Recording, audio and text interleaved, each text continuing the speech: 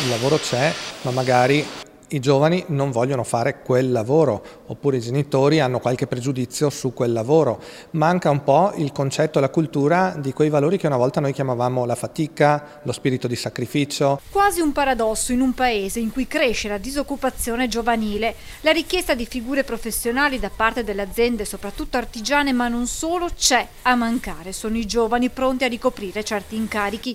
A dirlo chi ogni giorno si occupa di formazione e di preparare i lavoratori del futuro. I dati parlano chiaro, le aziende, soprattutto metalmeccaniche ma anche tessili o del legno, alla continua ricerca di profili specializzati. È il caso dei saldatori, ad oggi una delle figure più difficili da trovare. È un po' un'ossessione, diciamo così, lo dico ridendo, ma in realtà è un tema molto serio, nel senso che molte delle nostre imprese, meccanica, carpenteria meccanica, metallica, ci chiedono proprio questa figura, una figura che fanno molta fatica a trovare.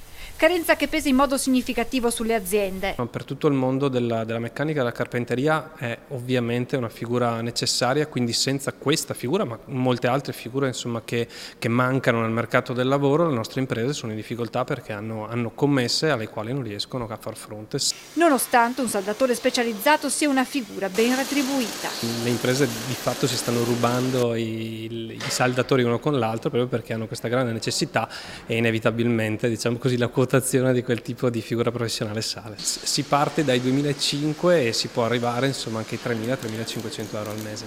A fotografare il gap tra domanda e offerta anche i dati che arrivano dai centri di formazione professionale. Ogni anno circa 150-160 ragazzi escono dalla nostra scuola.